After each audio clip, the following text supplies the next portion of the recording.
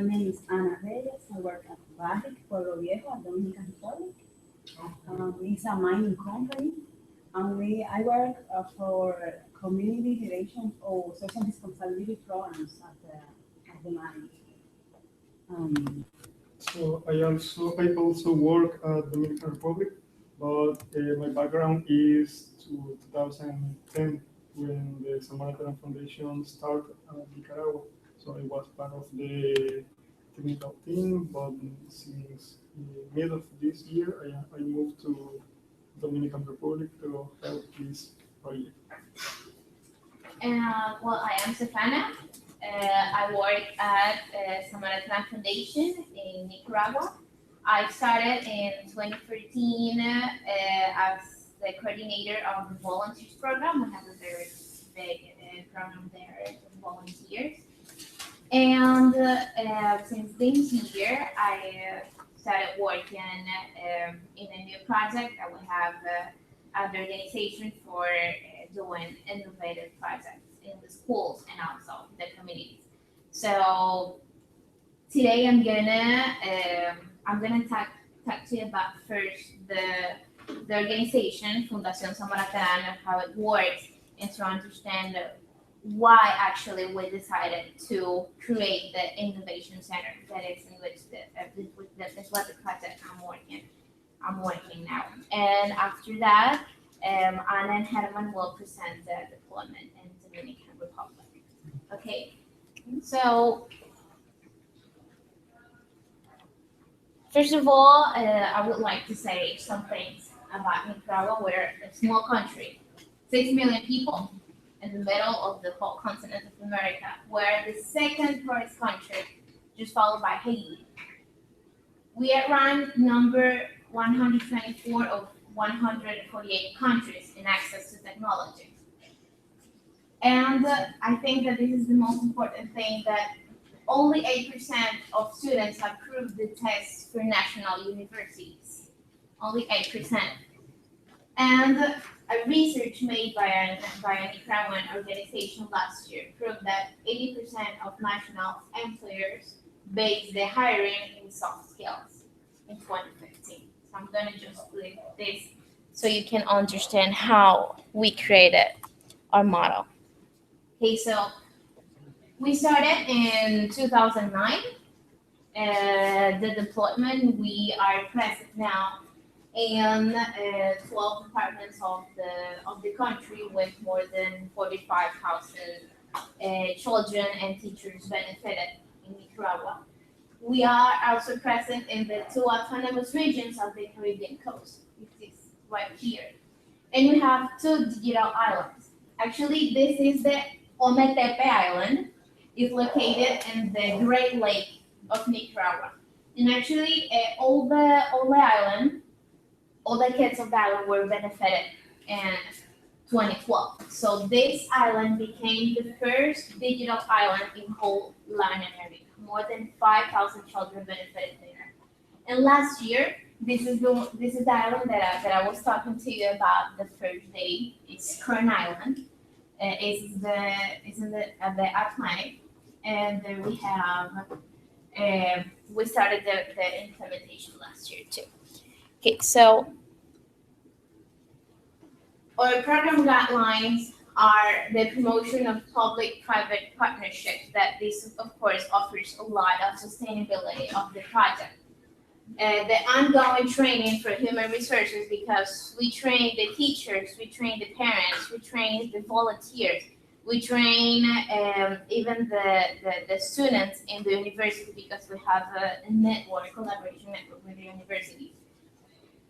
A strategic focus on learning objectives, the community integration, the relevance and pertinence of every project that we design, and evaluation and research to measure the impact that we're having in communities, such as the enrollment rates, the school retention, the academic results, and of course all those issues that start with the multiplier effect when the kid take the laptop home.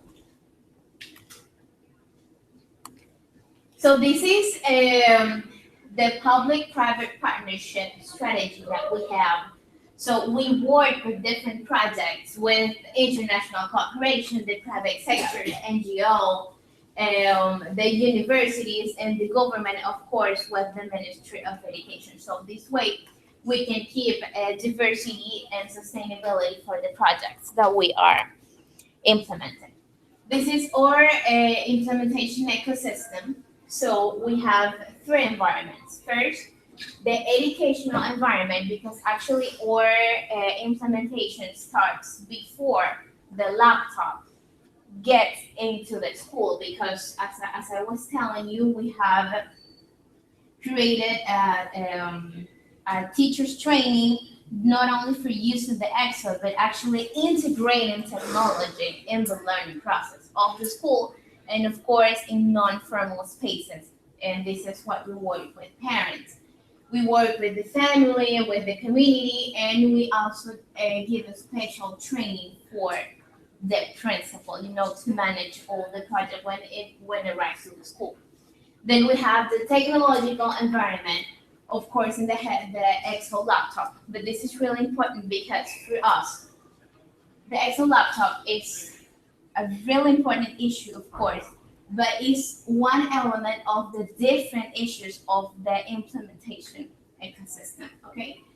The connectivity, but in this way we talk about connected schools, because we are also working on with offline servers. So this is why we talk about not only connection to the internet, just connected schools.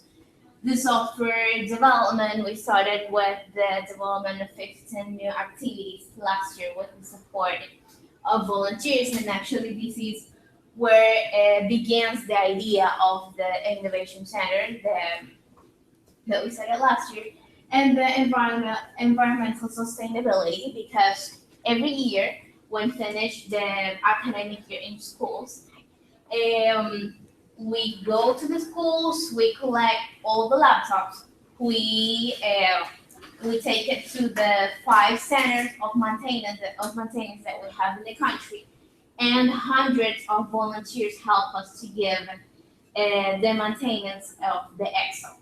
So this way, we can keep the use life of the computer for a couple more years. And the operational environment, that is the project that manage all the public and private partnerships, the communication area, the impact measurement, logistics, fundraising, and volunteering. And I keep a volunteering as last, because in every single activity and all the environments that you see here, it's always implemented by local and international volunteers in all the process. So keeping this in mind, this picture is when we were watching the documentary in Peru, when the laptop arrives in Palestina, Peru, and we can see this image is where the transformation begins. But we have the responsibility to actually make something with that transformation that we have in hand. So we are not working on the Innovation Center. The Innovation Center is a space for creativity, to learn, and to create projects that at the first time we can think that it was a crazy idea or we weren't able to make it. So I would like to start telling stories, because as I told you, the base of the whole project are the volunteers for us. For example, in that first picture in the corner, you have Carlos and Linda. Carlos, he's a student of telecommunications engineering, and he's only 17 years old, and he's brilliant. Then you have Linda, she is a computer engineering, and she is now coordinated or robotics project. There we have Vince and Ren. They are two volunteers from Belgium that went to Nicaragua to support to support the project. They're student of computer science, and they developed two platforms for us, the inventory system, where we have all the information about the laptops and the benefit of schools and the children and all the repairs that we're doing to the laptops and the process of maintenance every year. And also a volunteers registration system, because in the whole year we have more than 1,000 volunteers that support the project. So of course it was a big challenge to actually can measure um, what was the impact of the volunteers and the hours supported and all of that. This is Zoe. Zoe, she's a Taiwanese volunteer. She has been with us almost a year now. And she actually, she's holding the Arduino Breadboard right there. She was the one that helped us to, that trained us in the basics of robotics and even the electronic components and everything like that, because we just started the robotics project about 5 months ago. And this is Elizabeth with the students. She is a professor of computer science in the University of the Pacific here at San Francisco. And they actually were the first one that were working with Herman to develop a project that I will tell you more about. And this is Lester. He is a student of educational computing, and he was the winner of sort of a hackathon, a programming space that we had last year for developing activities for the EXO.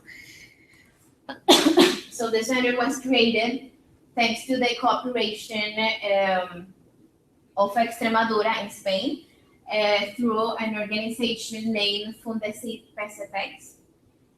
So this way we created the Center of Experimentation and Free Software Development. That it was actually an idea and initiative of Herman. We inaugurated the center in 2015. But then we, of course, started to see the potential that we had of the center, that it was beyond of just developing software, okay? Because it's a really important thing, it's a really important issue. But we were aware about the potential of the different projects that we can make. So this is how we decided to restructure the center to call it Innovation Center. And we have three very important points that define all the different projects that we're making. And it's that free culture, because we want to transform communities. That's the major goal. So to transform communities, we have presence in Nicaragua in more than 300 communities, 45,000 children, more than 1,000 teachers. Okay, so we in the Innovation Center are 8 people, just 8 people. So how we can actually make the projects that we're making it to arrive in every single community and in every single school that we have benefited. So this is the way we can actually get there, because all the projects have to be sustainable, have to be pertinent, have to be reliable, and of course to develop local capacities in the communities. Non-obsolete learning. Remember when I told you that the 80% of employers in Nicaragua are based in the hirings in the companies, not only for the degrees that I have, but if I have soft skills, communication skill, teamwork, critical thinking. So all the projects, we want that the children can learn 21st century skills that will be useful for their whole life, not only the hard knowledge. And from the innovation, because we want to give simple solutions to complex situations in the community. These are our action lines. First, educational software development. Um, for next year, we have set the goal of 8 new activities for the EXO. All the activities are focused on math and literacy. That these are the guide, the lines established by the Ministry of Education. We, of course, innovated project knowledge management because we want to develop local capacities in children, in parents, and this way, of course, we want to be able to transfer all the knowledges to our beneficiaries. And of course, this takes us to learning improvement. That is actually the gray guideline between all these action lines. Well, these are some of the projects, educational apps. Last year, our volunteers developed 15 new activities for the EXO focused on literacy, math, and also English. And now in this new eight activities for next year, we have included natural sciences as well. Okay, so here, what I'd like to say, the projects that we're making, we're using as a base and inspired in a lot of projects that you can see there in the room that people in this room are already implemented in other countries. So of course, we took this idea and make it pertinent to the context in Nicaragua. We talk not only about robotics, but we talk about humanizing robotics. Because remember what I told you about the 21st century skills development.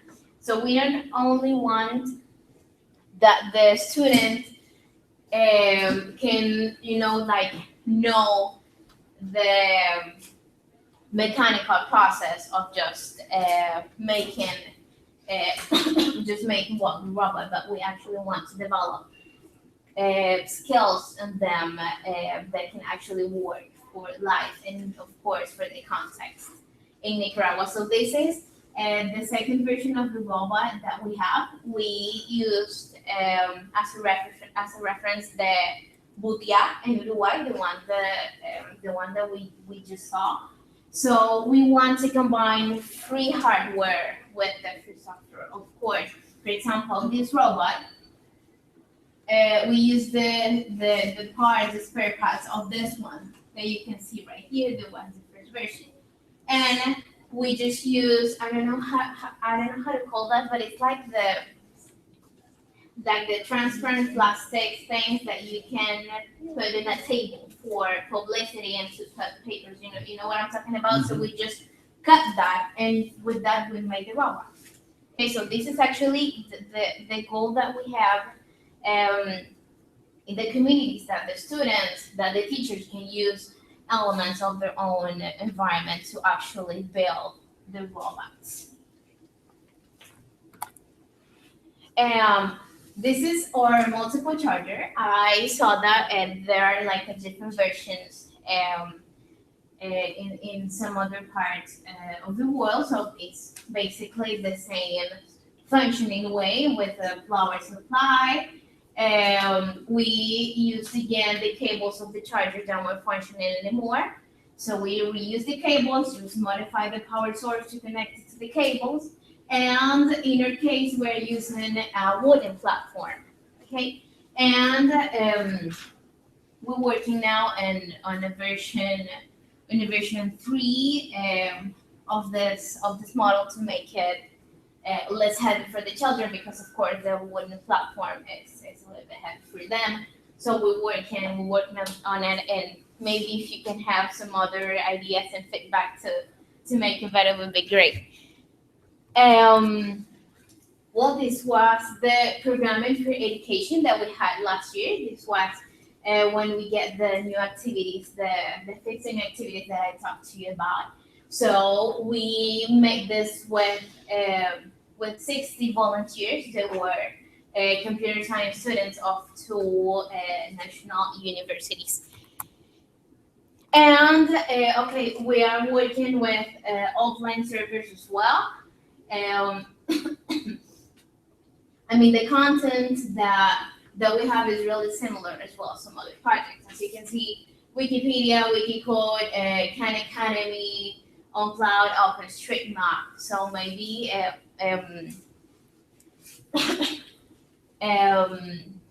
I mean, we're thinking in how to get new content and reviewing the content that the server has. And okay, so this is the really important part. These are the projects or ideas that we have in mind, and we want to start to making it in the Innovation Center. Or all of our volunteers are really passionate and have great ideas, and think big. And for next year, we will develop with our educational team workshops of innovative pedagogical practices. I mean, how to integrate the robotics into the learning process. Now, not only the Excel. I was talking with Samir the third day I was here in San Francisco, that we had the idea of making a project of big data. I mean, of course, you know the importance and the big potential of having that information that we can get from the laptop, of course, for the learning improvement, so we can get that feedback to the teachers and actually see how the kid is learning. And of course, there's the ExoVest project that is really similar to what we want to do. Knowledge management, but also workshops of innovation for all the beneficiaries. And a project that, of course, as I said, it's an idea, it's a goal, we have the pedagogical issues that can develop a project of augmented reality, such as multiple intelligences and combined with 21st century skills and all that. So this is the project, and okay, let me see if so this is our collaboration network just for the Innovation Center.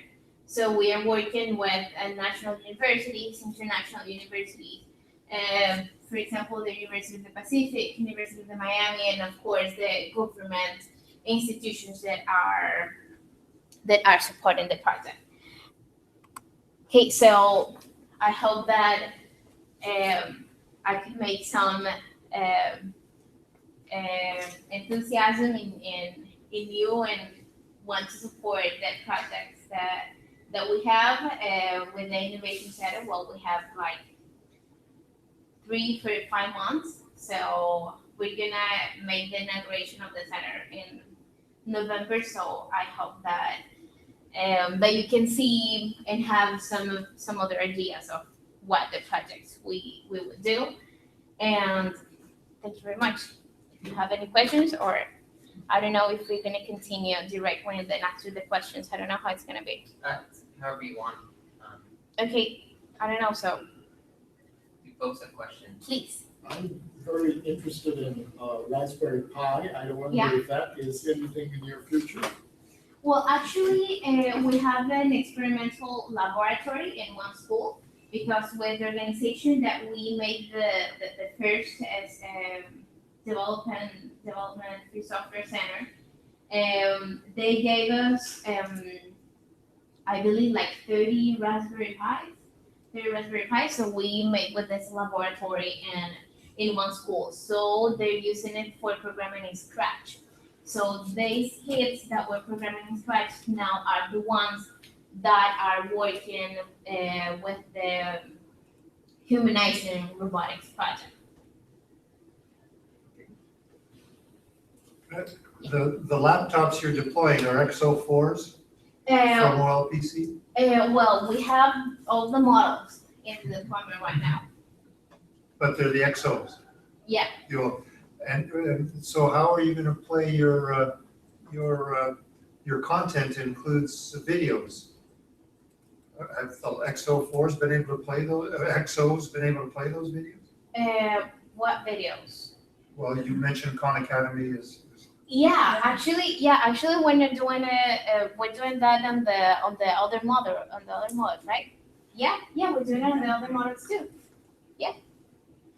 And your charging station, is there details available online, more information about Well, that? we're working on the documentation, and actually, a really important fact about that, I forgot it. Remember the Olpc Island that I showed you first? We made that documentation like a sort of a manual of for building the multiple charger.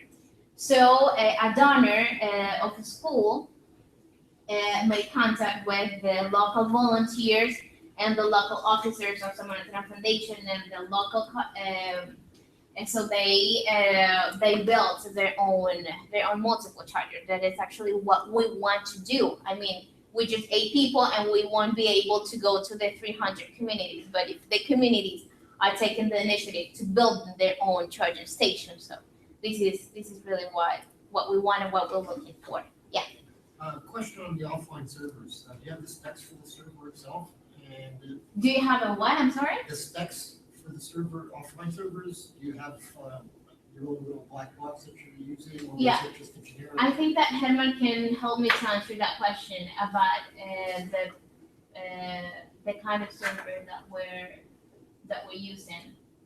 So for hardware, it was a server from, I don't remember exactly the name of the company, but it was here in California. I can send the detail.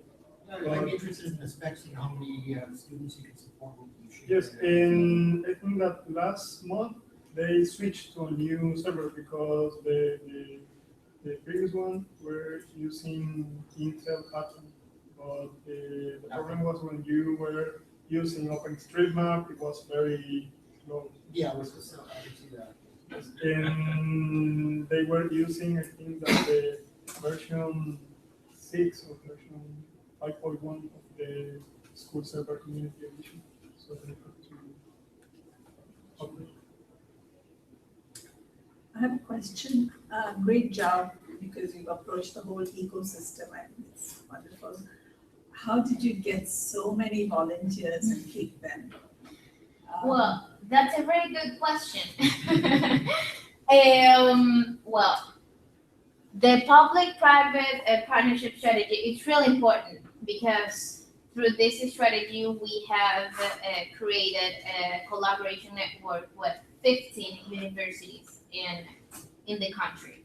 So this way we can enter to the university. For example, when we're going to start the maintenance process of the EXO, I go to the universities and go classroom per classroom and presenting this to all the students so they can, like have the enthusiasm to help.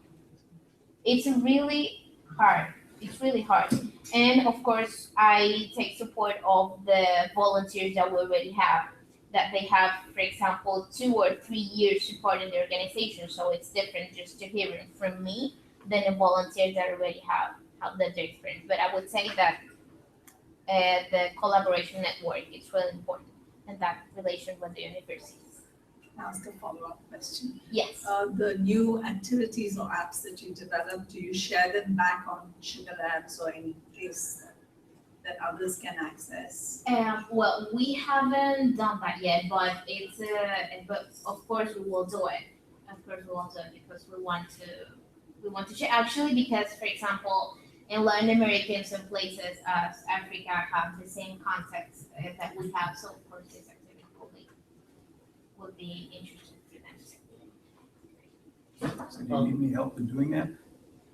We need a lot of help.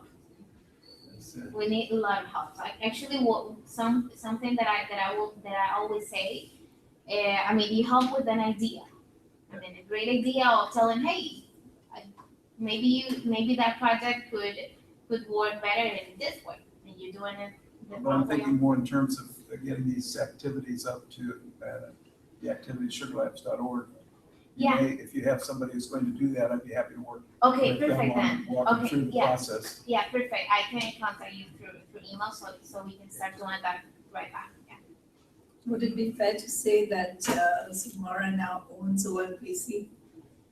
And do we go to you to if people want exos because it's like a mystery around the world? No one knows who do we contact. But I mean, to get new EXO. Yes. Well, I'm gonna answer it this way. About the Olpc and Samora family, I actually don't have much answers because I work at the organization, but we work independently of Olpc. So actually, what is happening in Olpc and the people working there, I am not aware about. I am not even aware about how the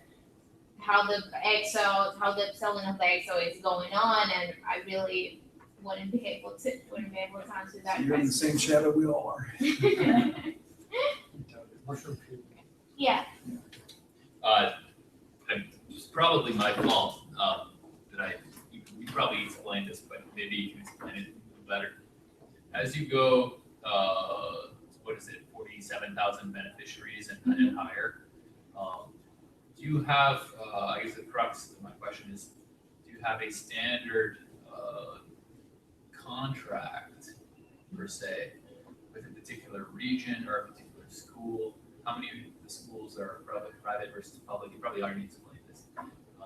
But as you grow the network, and I'm sure there have been changes over many, many years, a very organized group like yours probably has a lot of lessons to share to the more grassroots community represented in the room. Because, yeah, that's whatever the word sustainable means. It has many meanings, but, Yeah. After, what is it, at least 7 years? How long is Zamora Tehran been? 7 years. 7 years, yeah. There must be so many lessons on that. How do you first approach a school or 100 schools? Or what's the normal size when you're approaching a new side, like a new region of Nicaragua? This island, political or financial or civic reasons you want to negotiate with that island. How does that negotiation take place? Okay. Well, first of course, you need to have the relation and the agreement of the Ministry of Education. We, in a country of Nicaragua, the Ministry of Education and the governmental institutions are really important to take the decisions of what school to benefit. Okay, but we work with several donors. The donors are the one that decide to support a school for their project. Mostly the donors are the one who decide what school to benefit. For example, you have the owner of the company and he says to you that he wants to benefit the school in the town where he lived when he was little, okay, for example. Or companies that have already a development project in some community, so they want to benefit the school of that community. In the amount of children of the schools, actually we didn't have any specific amount because we have really small schools, like 50 children, and we have almost 1,000 children in one school. Okay, so about that we didn't have like a specific amount. What was the other question? There's a lot of questions there. Are there private and public schools? Okay, yeah. Is there a standard number of schools that tends to work out better, like negotiating 10 schools at a time, or 100, or 1? Okay, well, we have private and public school, mostly in public schools, but we have some private school benefit as well. But when I say private, don't imagine like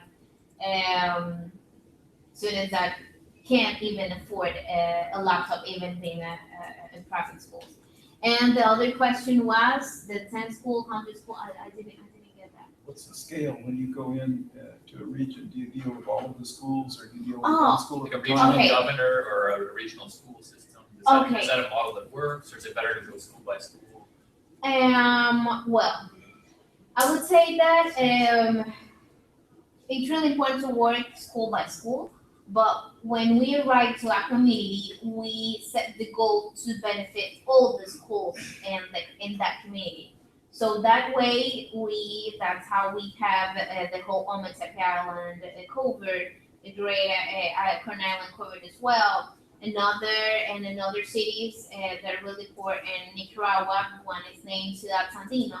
So, and Bluefields as well, that are the cities located at the Atlantic coast of Nicaragua. So we are looking for to benefit all the schools in the community, and that starts again the negotiation with the donors.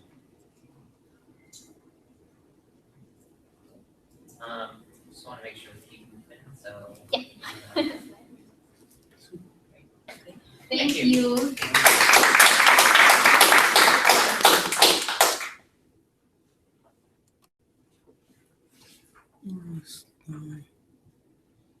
Your slides also.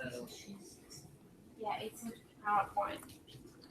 Does it keep going or No. it's a different one? Yes, it's a Ah. different one. It's the PDF, but it probably. Great. Mm. Great. Okay. And we're seeing that live. Great. Okay. Saturation. There's no presentation mode. No, I don't think so. That's the Okay. best. Great. Hello again. My name is Ana Mendes. I work at Baji Pueblo Viejo on Dominican Republic. We are beginners in this Olpc programs because we only have 1 year. And we work together with the Zamora Clan Foundation to learn about the things that they did and try to do better with our community. Can you speak a little bit louder? Okay. Okay, Baji Pueblo Viejo is a gold mine, as a mining company. We have a social responsibility department. I work at this department, and we work with 34 communities close to the mine. And we have this program on 6 communities and 6 schools close to the mine operation in 2 different countries at the Dominican Republic.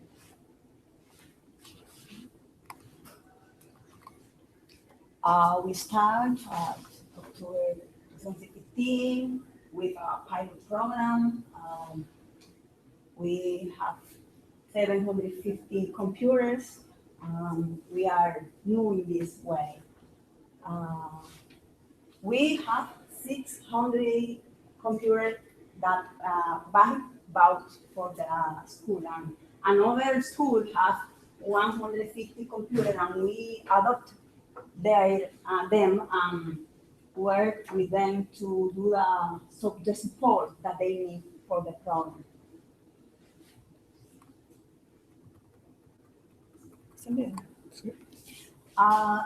This is a video that we prepared for the beginning for the program, and it's in Spanish, sorry. But we can see here some communities on where are the school and the people, some of them.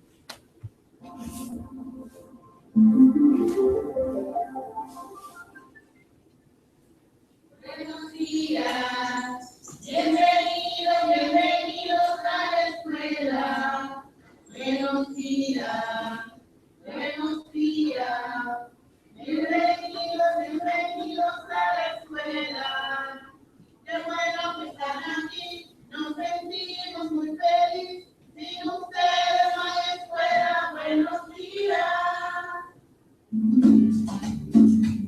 Con este granito de arena, nosotros estamos aportando a un cambio radical del sistema educativo en la República Dominicana.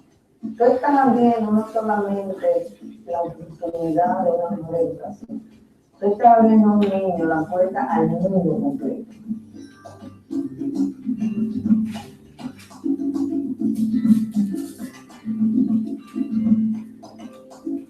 El programa Una laptop para cada niño viene a nosotros en un momento en el que ya se hace necesario trabajar en las escuelas de educación inicial para poder ir formando ese futuro ciudadano que estamos necesitando como país y que están necesitando las industrias a nivel mundial.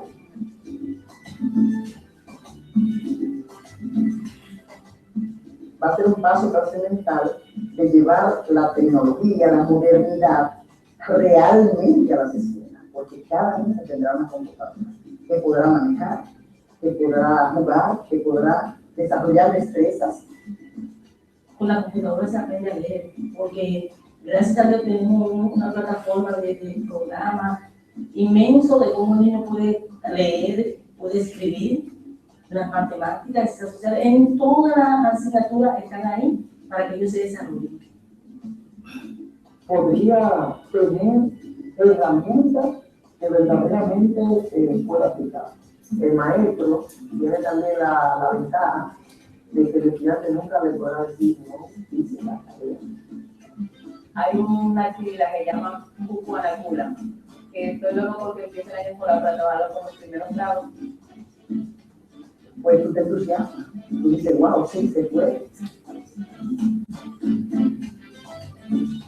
Así como cada uno tiene un lápiz, cada uno va a tener una computadora, la cual pueden llevarse a su casa para hacer las tareas y la cual van a utilizar en la clase todos los días para desarrollarla junto con su maestra.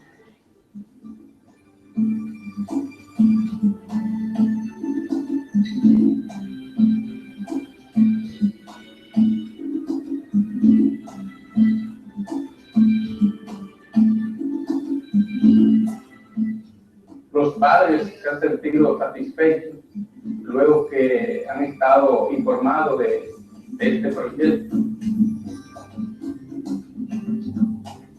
Le están brindando la oportunidad de integrarse a los nuevos tiempos.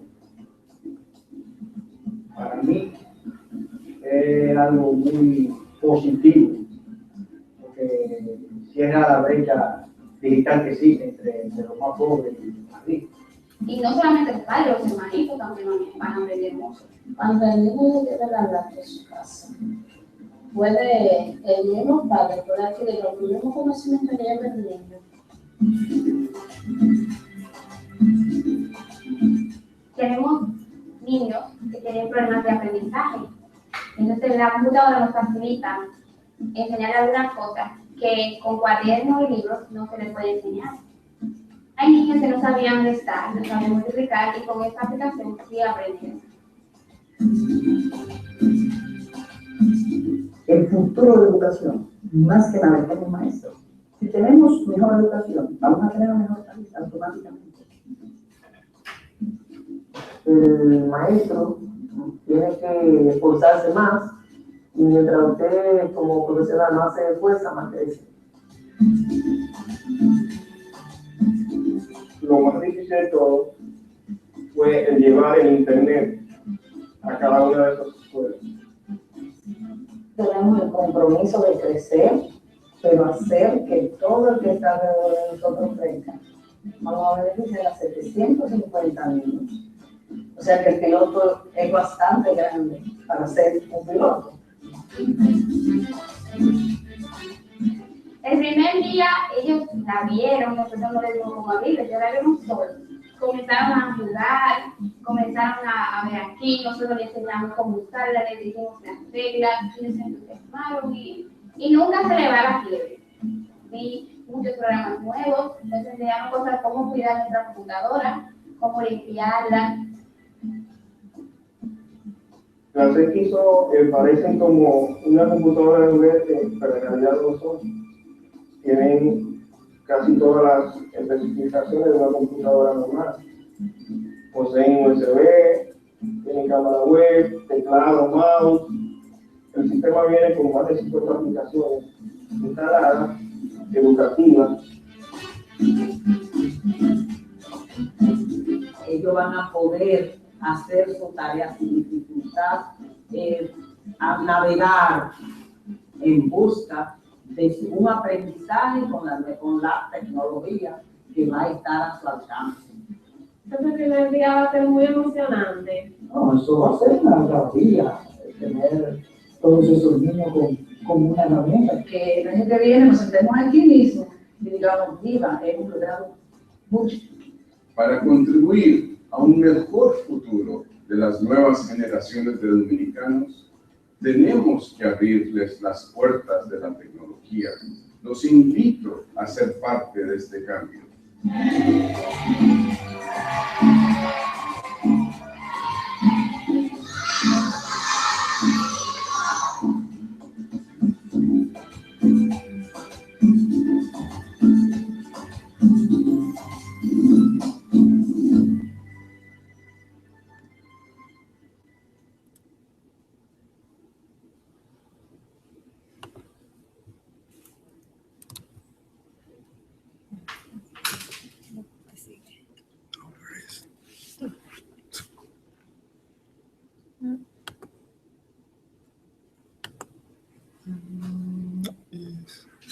It's gone. Oh, it's in the. You have to Oh, yeah. back.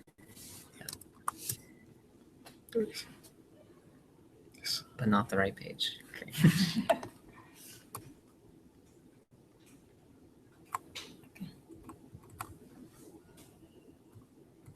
Okay. Okay, now Herman will continue with the technique part of our program.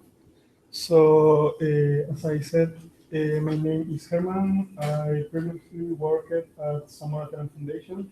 So, since the mid of this year, I am working with Barrick for the vehicle to make this possible. So this is most of the software side in the logistic of the program. So we run sugar in Genome at the exos.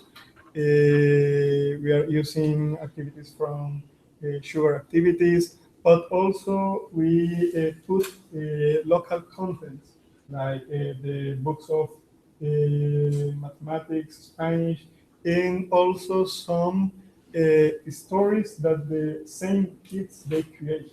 So that's the favorite content that they look at the laptops.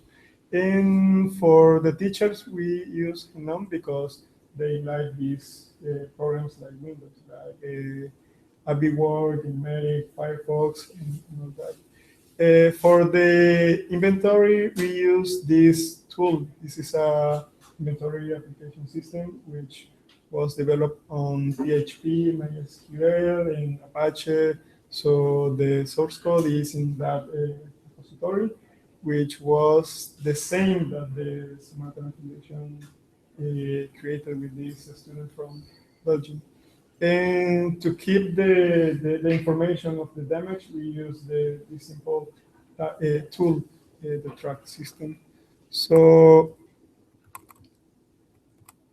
for the networking, so we are using the school server community edition, but we were using the 5.1 release because that was at that point, that was the only that supported the activation systems. Now it's not possible to install. The plan is to update to the latest version, I guess 6.1 or another. And we want to use some offline content that you put on this server. For hardware, we are using Lenovo CPUs, PCs that we're using at the office, and some Cisco small business units for switches and APs. And that's the reality. So some of the challenges that we are facing right now.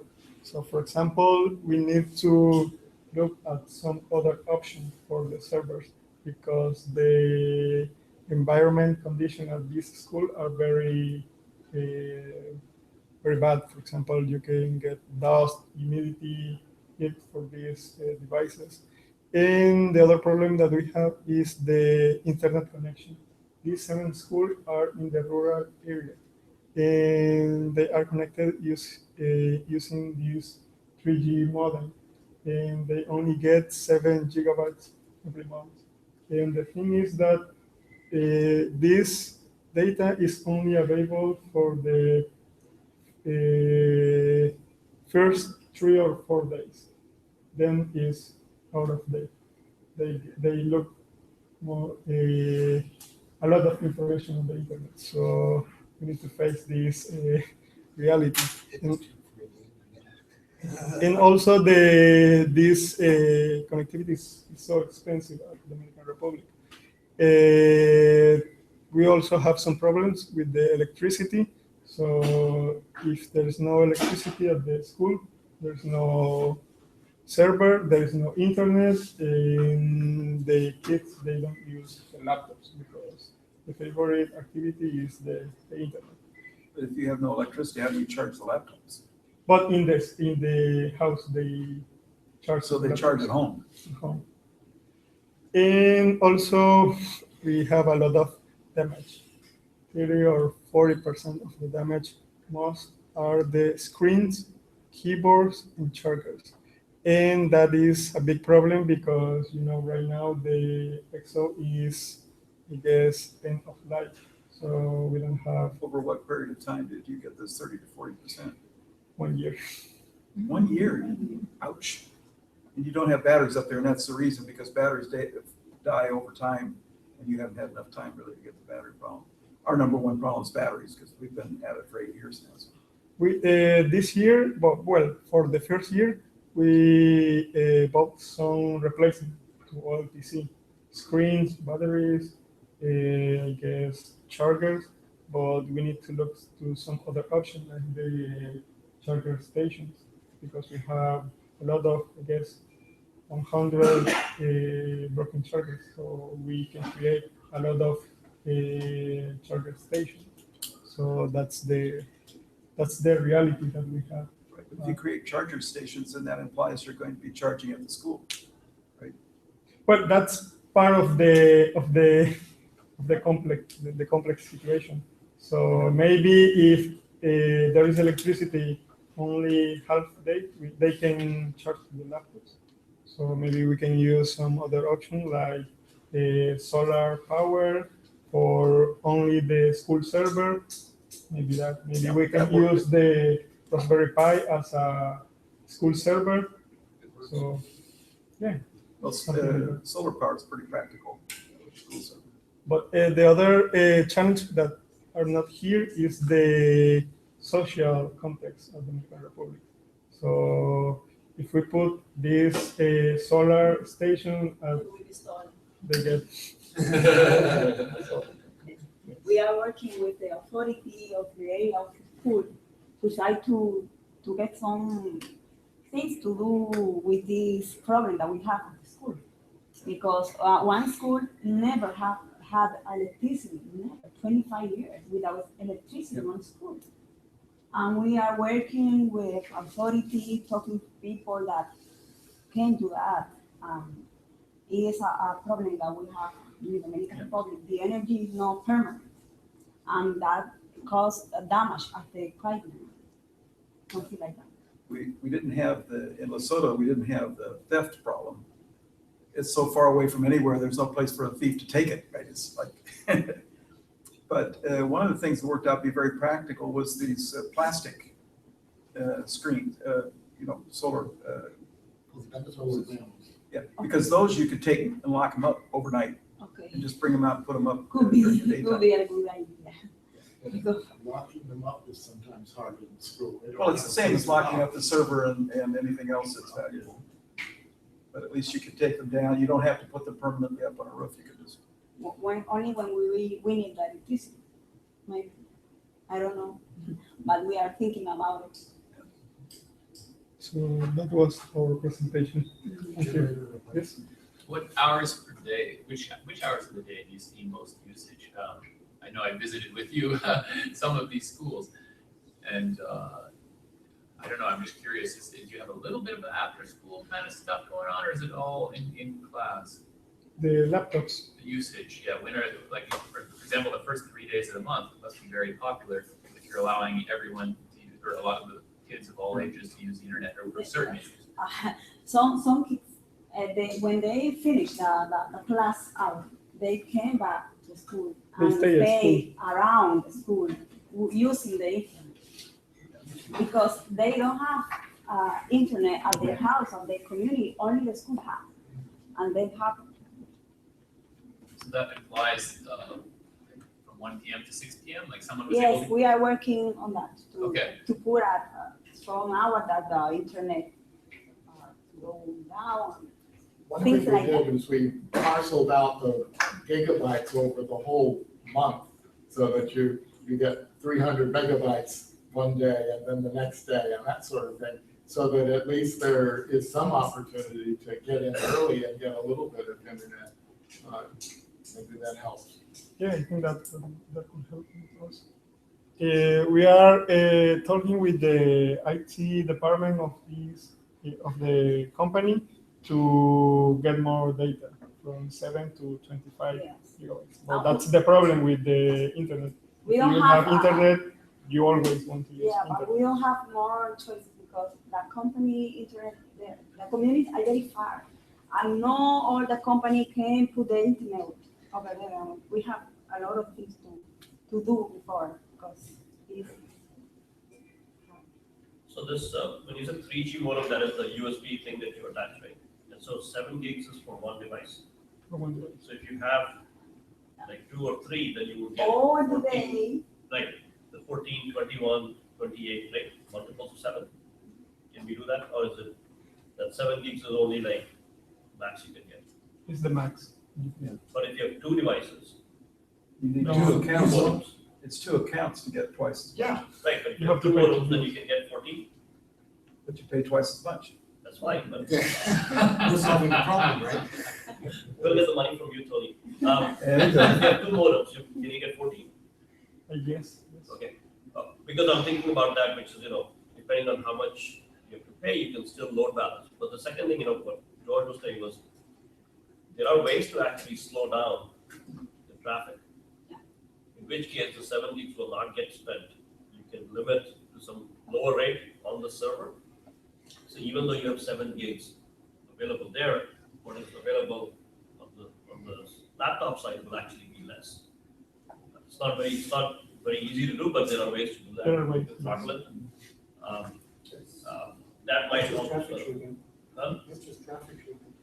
It is, but traffic shaping can also be tricky in terms of, that combined with caching and all that. But it is a way to actually slow it down. So no matter what connectivity you have, on their side, it will appear like, it could appear like 128K or something.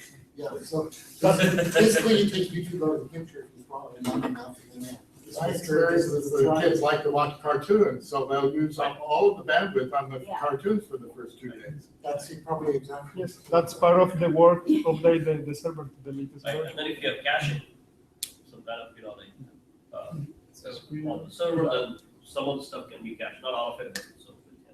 So these features, caching and the throttling, are they already built onto the XSCE? They're available, it takes, It's just a matter of it has to be configured. Yeah, so Enable. these features are available 5.1. But you don't really need It's like software. tables.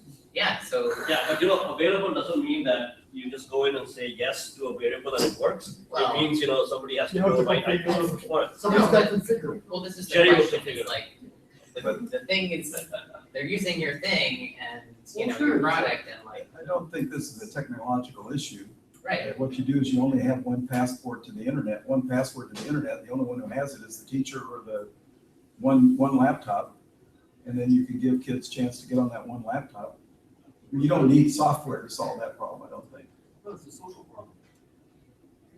It's a money problem. Speaking, well, it's not just a money problem. In my opinion, it's a matter of what is the most popular app and what does that community in that country want to be the most popular apps. It's not just a money problem. They see videos all the time. So what we saying was the most popular app? Video, streaming.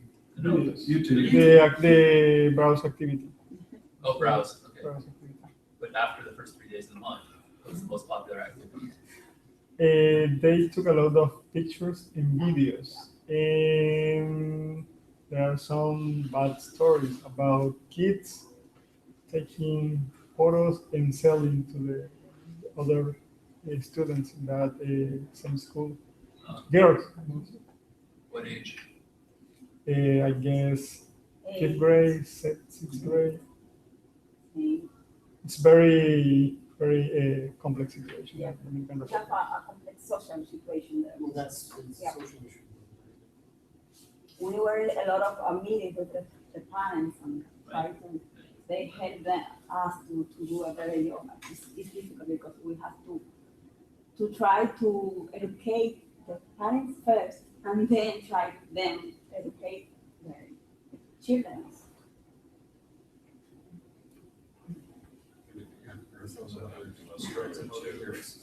It's hard. So I think I guess that it's time for lunch. Yeah.